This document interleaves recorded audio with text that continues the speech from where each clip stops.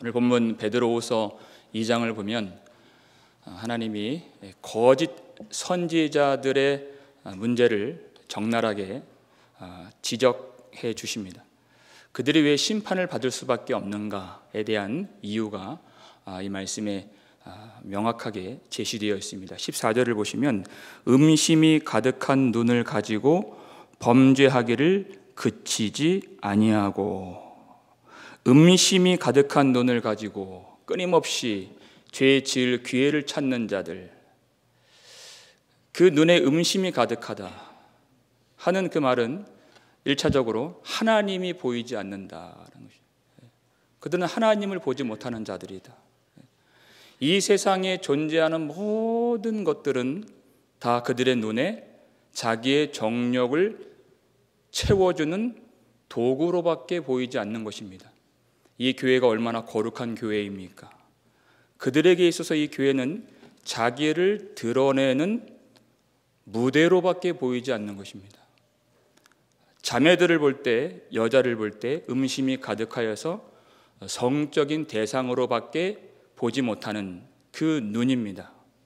말씀을 볼 때 하나님의 진리의 말씀이 보여지는 것이 아니라 자신의 성공을 위한 도구로 그 말씀을 악용할 뿐, 그 말씀을 제대로 온전히 진리의 말씀으로 전하지 못하는 자들입니다.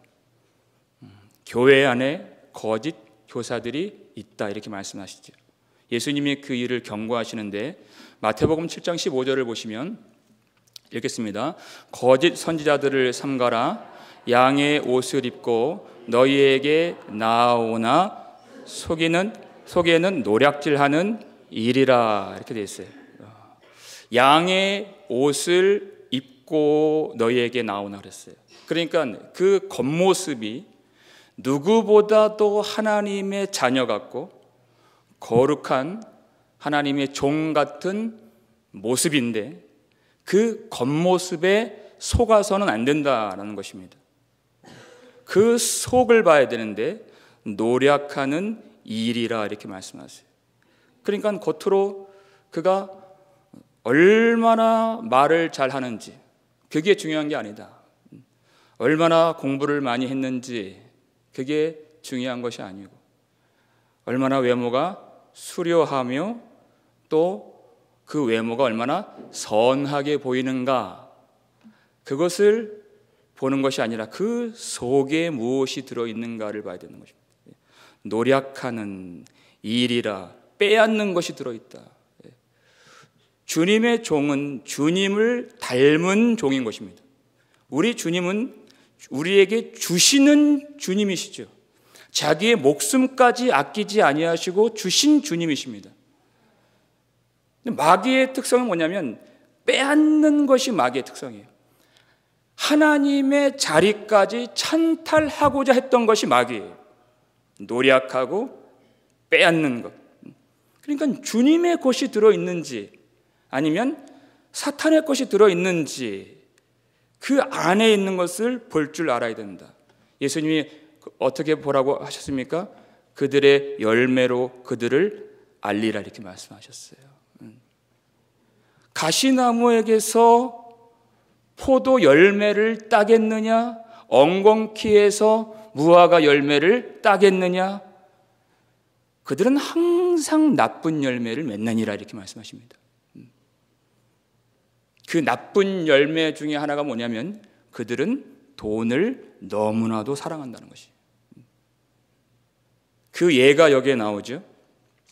오늘 본문 15절 말씀인데요, 읽겠습니다. 그들이 바른 길을 떠나 미혹되어 부올의 아들 발람의 길을 따르는도다. 그는 불의의 삭슬 사랑하다가, 이렇게 됐어요. 바른 길을 떠나서 그랬어요. 바른 길로 가는 듯 보였습니다, 처음에는. 그런데 어느 지점에서 그 바른 길을 떠나고 하나님을 떠났다는 뜻이에요. 그 대표적인 예가 바로 발람입니다. 모압 왕 발락이 이스라엘 백성들이 광야에서 승승장구하는 모습을 보고 두려워했다 그랬어요. 그때 당시 아주 유명한 선지자가 발람인데 그에게 이스라엘을 저주해 달라고 요청을 하면서 큰 돈, 복채를 그에게 갖다 바치죠. 근데 이 발람이 여호와께 묻습니다. 그랬더니 하나님이 응답을 주세요. 너는 그들과 함께 가지도 말고 이스라엘을 저주하지도 말라. 그들은 복을 받은 자들이니라. 이렇게 말씀하세요. 하나님이 명확하게 응답을 주십니다. 발람에게. 그랬더니 발람이 너희는 돌아가라. 여호와께서 허락하지 아니하시는지라. 이렇게 했어요.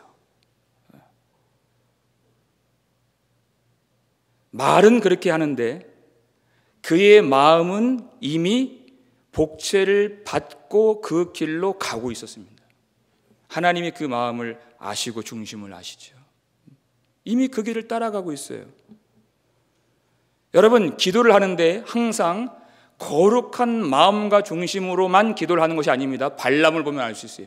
기도를 하는 그 동기가 어디에서부터 나온 것인지. 순종을 하려고 기도를 하는 것이 아니라 사실상 이미 마음은 다른 데 있는데 거기를 가고 싶은데 그 중심에서 기도를 하고 있는 것이.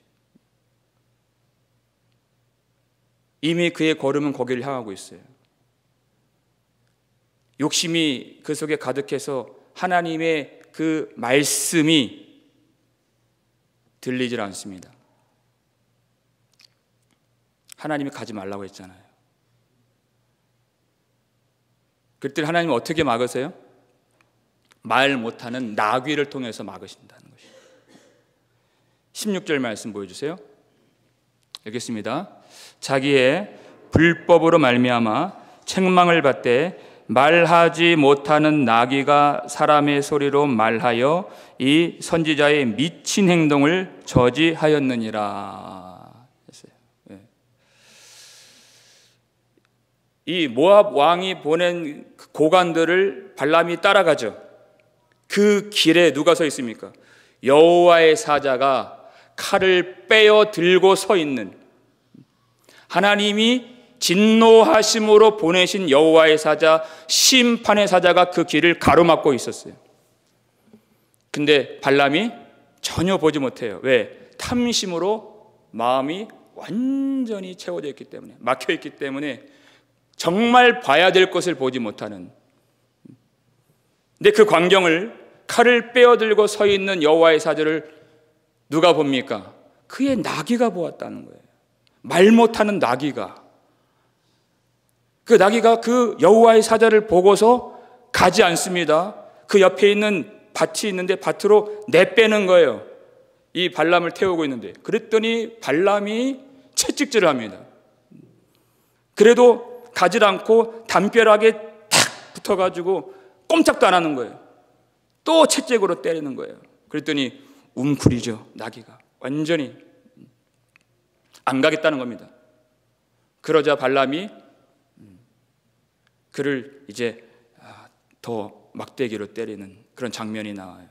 그때 여호와께서 나귀의 입을 열어주시죠. 발람에게, 나는 이제까지 당신이 일생 동안 탄 나귀가 아니냐, 내가 이렇게 했던 버릇이 있었느냐, 이렇게 말을 하는 거예요. 나귀가 이렇게 주인의 말을 듣지 않는 것을 통해서 하나님은 그의 주인 되시고 우리의 주인 되신 하나님의 말씀을 그토록 듣지 않는 자기 자신을 보게 만들어 주신 것입니다. 발람이 그 나귀에 그래요. 만약 내 손에 칼이 있었더라면 이 칼로 너를 죽였으리라. 일평생 그가 타고 다녔던 나귀를 그렇게 죽이고 싶어 했어요. 왜? 말을 안 들었기 때문에. 무엇입니까? 불순종에 대한 하나님의 심정이 어떠한가를 알라는 것입니다. 거기 여호와의 사자가 칼을 빼어들고 서 있었다 그랬잖아요. 근데 나귀가 죽어도 그 길을 안 간다는 거예요. 채찍에 맞더라도, 매를 맞더라도. 왜요? 여호와의 사자를 보았기 때문이에요. 하나님의 진노를 보았기 때문이에요. 이 발람 선지자가 왜 이렇게 성경이 말하는 왜 이렇게 미친 짓을 합니까?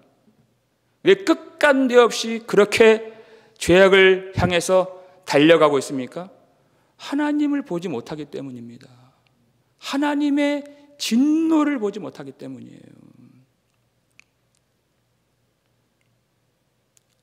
여호와께서 그의 눈을 열어주시죠. 그리고 그에게 명령을 하십니다. 이스라엘에게 저주하지 말고 가서 축복하라. 축복하라. 그래서 발람이 가서 이스라엘을 향한 축복의 말을, 하나님이 주신 축복의 말을 그대로 전해요. 옆에 있는 이 발락 왕이 속이 터지죠. 돈까지 그렇게 줘가면서 저주를 해달라고 했더니 자꾸만 이 축복의 말을 하는 것이에요. 근데 이것이 끝이 아닙니다. 이 발람의 입에서는 하나님이 주신 축복의 말이 나오는데 그의 행동은 전혀 달랐다는 것입니다. 어떻게 했습니까?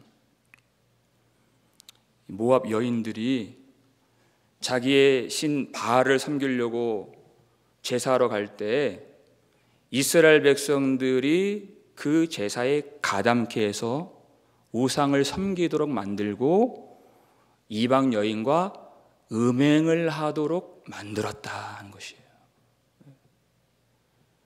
하나님이 진노하시죠. 전염병을 보내십니다.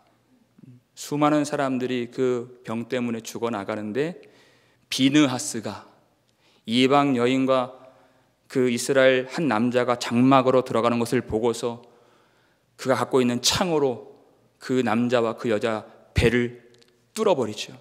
그때 탁 전염병이 그치게 되어서 24,000명이 죽임을 당했습니다. 누가 그렇게 미혹하게 했다고요? 민수기 31장 16절 말씀 보세요. 읽겠습니다. 보라, 이들이 발람의 꾀를 따라 이스라엘 자손을 부올의 사건에서 여호와 앞에 범죄하게 하여 여호와의 회중 가운데 연병이 일어나게 하였느니라. 아멘. 이렇게 됐어요. 발람의 꾀를 따라 그랬어요. 하나님의 명령을 받고 말 못하는 나귀를 통해서 그가 깨닫는 듯 보였어요. 왜? 그의 입에서는 축복의 말이 나오기 때문에. 그런데 그의 행위는, 그의 걸음은 이스라엘을 축복하는 그 하나님의 말씀과 정반대의 길로 그는 걸어갔다는 것입니다. 그게 바로 발람의 꾀예요. 실상은 이스라엘 백성들을 다 넘어지게 하는, 우상을 섬기게 하고 이방 여인과 행음하게 하는 그런 일을 그가 행했다는 것이에요. 그가 여호와께 묻기도 하고 하나님이 특별한 기적을 보게 해주시고 나귀가 말하는 그 하나님의 음성을 듣게 하시는 이런 일들을 누가 경험합니까?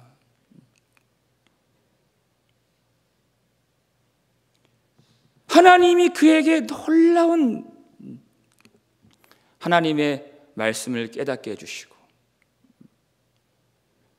그럼에도 불구하고 그가 전혀 바른 길을 떠나서 미친 짓을 행한 그 이유가 어디 있느냐? 그는 불의의 삭을 사랑하다가 이렇게 된 것이에요. 그 속에 있는 탐심을 못 박지 못했기 때문에.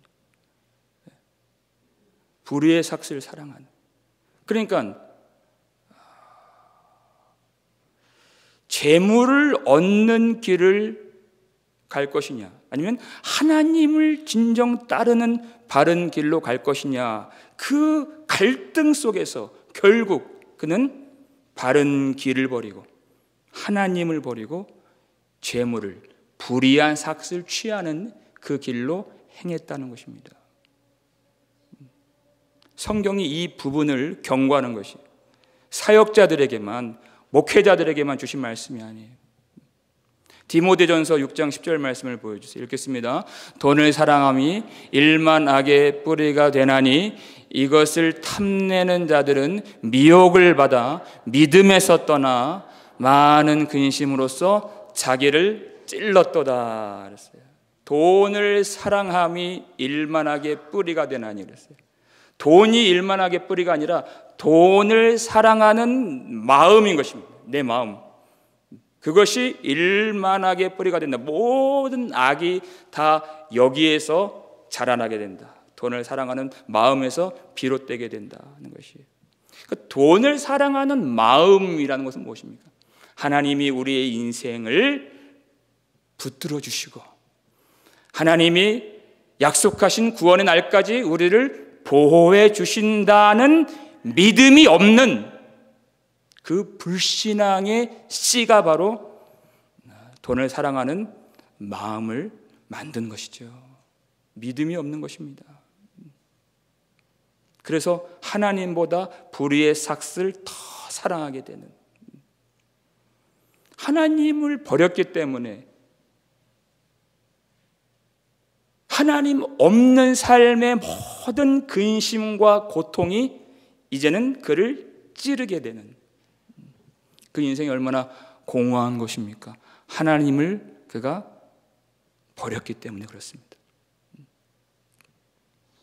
17절이 그것을 가르쳐 주죠. 읽겠습니다. 이 사람들은 물 없는 샘이요 광풍에 밀려가는 안개니 그들을 위하여 캄캄한 어둠이 예비되어 있나니 그랬어요. 이들은 물 없는 샘이요 그랬어요. 팔레스타인 지역에는 해가 뜨겁고 사막 같은 기후이기 때문에 샘이, 물이 솟아나는 샘이 아주 귀하죠. 사람들이 샘이 있다, 그리고 가는데 그 샘에는 물이 있습니까? 없습니까? 물이 없는 샘이에요. 물이 없는 샘. 그런 교회가 있다는 것입니다. 마실 물이 없는 것이에요. 그 속에 진리의 말씀이 생수같이 솟아나는 그런 교회가 많지 않다는 것입니다. 우리는 교회를 나올 때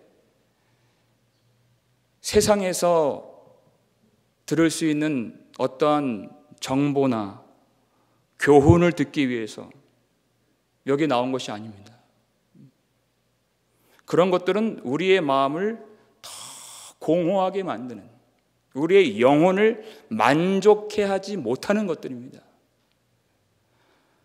오직 예수 그리스도에게서 나오는 생명의 말씀, 복음의 진리만이 우리의 영혼을 만족시키고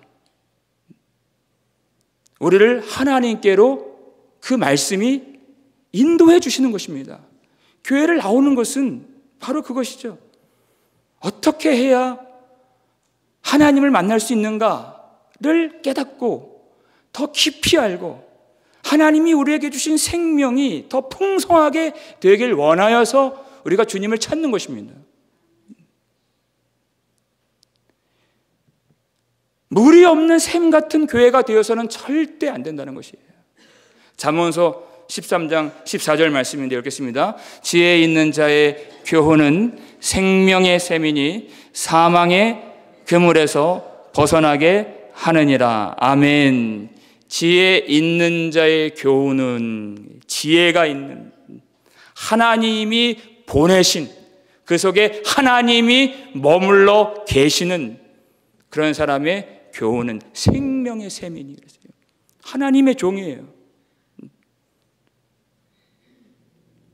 하나님의 종이신 예수 그리스도, 오직 주님 안에 있는 이 생명의 샘이 우리를 모든 사망의 그물에서 벗어나게 해주시는 유일한 살아계신 하나님의 말씀인 줄로 믿으시길 바랍니다. 예수 그리스도의 말씀인 것이에요. 생명이 솟아나는 복음의 진리가 가득한 우리 교회가 될 수 있기를, 더욱 그렇게 되기를 주님의 이름으로 축원합니다. 세상으로부터 오는 그 말들은 들을 때는 신선한 것처럼 보이지만 그 속에 진리가 없기 때문에 우리를 공허하게 만들고 오히려 영혼을 실망과 절망으로 맞들이는 거짓된 말, 이런 것입니다. 거짓된 말. 광풍에 밀려가는 안개니라 이렇게 되어 있잖아요. 뭔가 있는 것 같은데 광풍이 불면 그대로 사라지는, 어떤 시련을 만나거나 고난을 당했을 때는 전혀 능력이 나타나지 않는 안개와 같은 말들이에요.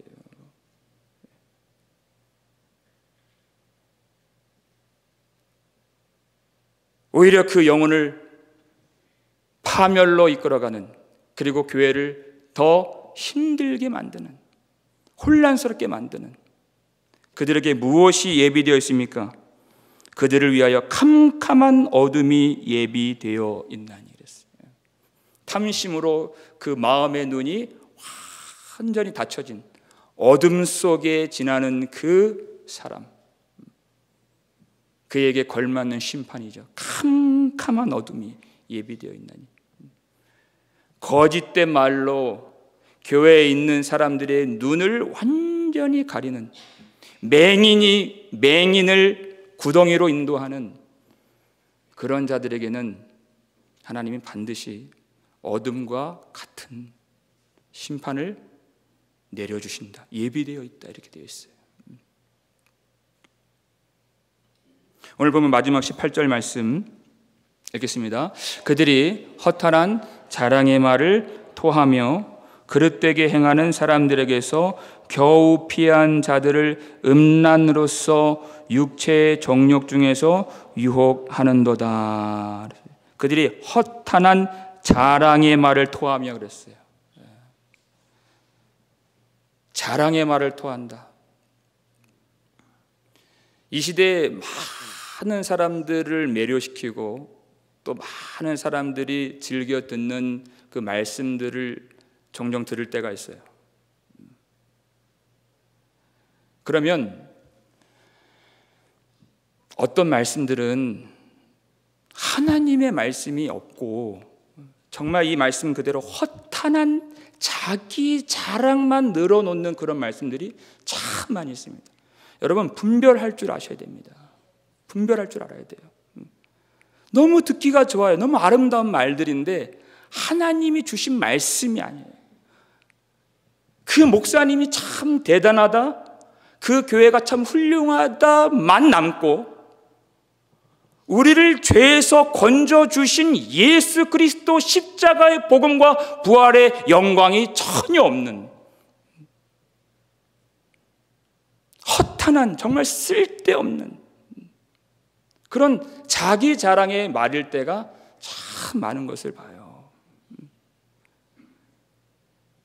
그런 거짓된 말이 대상으로 삼는 자들은 여기 잘 보세요. 그릇되게 행하는 사람들에게서 겨우 피한 자들을, 이렇게 돼 있죠. 이제 막 복음의 말씀을 듣고 신앙의 길로 나아가려고 하는, 아직 믿음이 온전치 못한 그런 사람들, 그리고 자신들의 말에 쉽게 휘둘릴 수 있는 그런 사람들을 대상으로서 이제 막 그 세상의 더러운 것들을 간신히 피해서 예수 그리스도의 영원한 안식으로 들어가려고 하는 바로 그 사람들을 대상으로 해서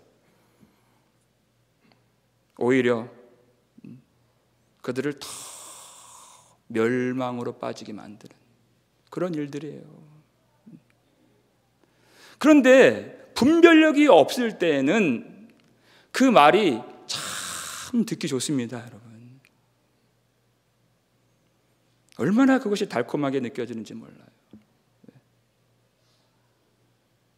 왜 그런지 아세요? 그들의 말은 인간 속에 있는 욕심이 있는데 그 욕심을 이루어주는 말이기 때문에 그런 것이에요. 그 속에 있는 그 죽을 몸에 있는 정욕이 있는데 그 정욕을 더 자극하고 부추겨주는 말이기 때문에 오히려 더 위로를 받는. 우리는 다 부자가 되고 싶죠. 그런데 교회에 왔더니 하나님이 우리를 그렇게 되게 만드시겠다고 약속해 주셨습니다라고 한다면 얼마나 그 말씀을 들을 때 마음이 뜨거워지겠어요. 내가 그렇게 되고 싶은데 하나님이 그걸 해 주시겠다고 하니까요.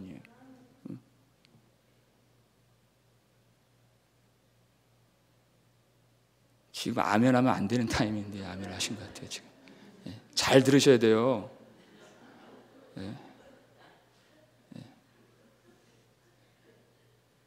그 욕심을 부추겨 준다니까요.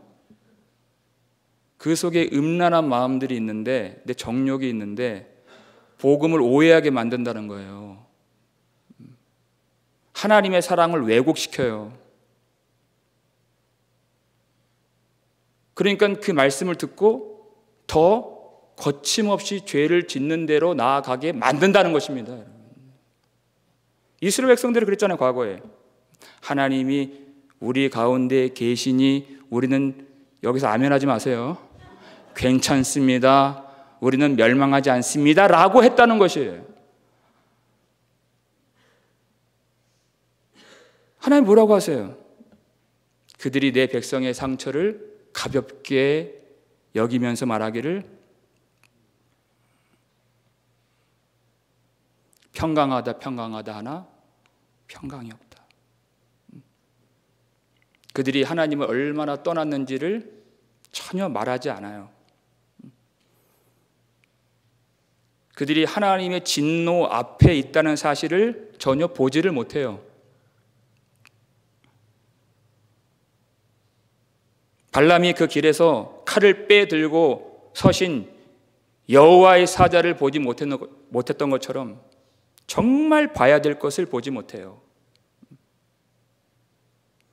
그러니까 그 말들이 너무나도 달콤하고 위로가 되고 감동적으로 들리긴 하지만 사실상 그 말들이 그들을 죽이는 말들이라는 것이에요. 그들에게서 정말 나와야 되는 그 회개를 막는 말들이기 때문에 그래요. 하나님이 그런 모습을 보고서 한탄하시고 탄식하시죠. 성경을 보면 하나님은 우리의 욕심을 이루어 주시는 분이 아니시라 우리의 구원을 이루어 주시는 분이십니다.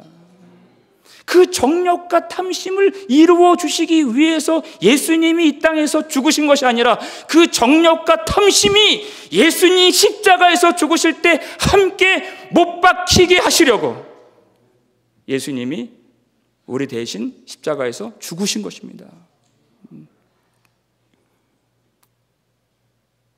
그 죄를 죽이라는 것입니다.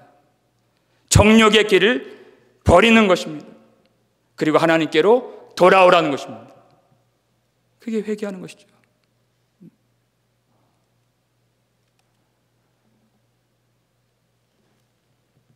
여러분, 회개하는 것은 이렇게 우리가 모여서 울며 불며 그렇게 기도하는 것으로 다 했다 아닙니다. 그것이 이렇게 예배를 드리는 것 얼마나 아름다운 일이에요. 그러나 이것은 회개의 열매가 아닙니다. 우리가 이제 곧 말씀 끝나고 주여 주여 부르짖으면서 기도를 할 텐데 그렇게 간절하게 기도하는 것, 그건 회개의 열매가 아니에요. 하나님은 회개에 합당한 열매를 맺으라 이렇게 말씀하셨어요. 열매를 보고서 그들을 알리라 하셨습니다. 예배를 드리고 기도를 올리는 것이 열매가 아니라 우리의 삶이 진정으로 거룩하게 되는 것, 그것이 하나님이 우리에게 요구하시는 진실한 회개에 합당한 열매인 줄로 믿으시길 바랍니다.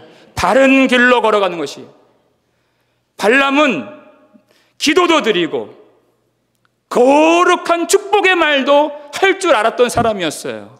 근데 그의 걸음이 바른 길을 떠나서 하나님을 대적하고 반대하는 그런 삶을 살았던 것입니다. 우리는 어디로 걷고 있습니까? 거룩하게 말하는 것 할 수 있죠. 그러나 거룩하게 사는 것은 우리가 할 수 있는 것이 아닙니다. 이 예배를 드리는 것은 그 바른 길이 무엇인가 하나님이 우리에게 주신 그 진리의 말씀을 통해서 깨닫기 위하여 이 말씀을 우리가 청해 듣는 것입니다. 그것을 알죠. 많이 들었습니다. 그러나 우리에게는 그 길을 걸어갈 수 있는 능력이 없기에, 성령이 아니고서는 우리가 그 바른 길로 나아갈 수가 없는 너무나도 무능력한 자들이기에 하나님의 은혜를 구하며 오늘 이 자리에 기도하는 것입니다. 주의 성령을 내게서 거두지 마옵소서.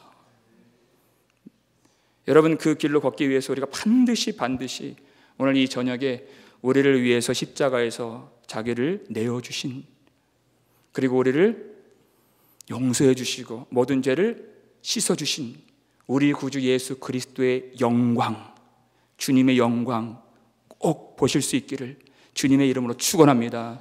세상에 있는 어떤 영광, 그 모든 재물의 영광, 돈의 영광이 다 흑암으로 보일 정도로, 어둠으로 보일 정도로 우리 구주 예수 그리스도 영광에 완전히 사로잡혀서 주님이 우리 속에서 역사하실 때 걸을 수 있는 그 영광의 길, 우리가 주님 의지하며 함께 걸어갈 수 있기를 주님의 이름으로 축원합니다. 그래서 이 저녁에 우리 예수 그리스도 그 이름 안에서 우리 마음속에, 우리의 생활 속에, 우리의 모든 시간과 우리의 가정과 우리의 삶의 자리 안에서 어떤 더러운 것이 있다면, 작은 것이라도 그 더러운 것들을 예수 십자가에 못 박고 성령을 의지하여 오직 성령을 쫓아 살 능력을 구합니다. 거룩한 삶으로 나아갈 때 거룩한 삶이 우리에게 얼마나 복이 되고 기쁨이 되고 영광이 되며 자랑이 되며 아름다운 것인지를 경험하고 그리고 증언할 수 있는 저와 여러분 되실 수 있기를 주님의 이름으로 축원합니다.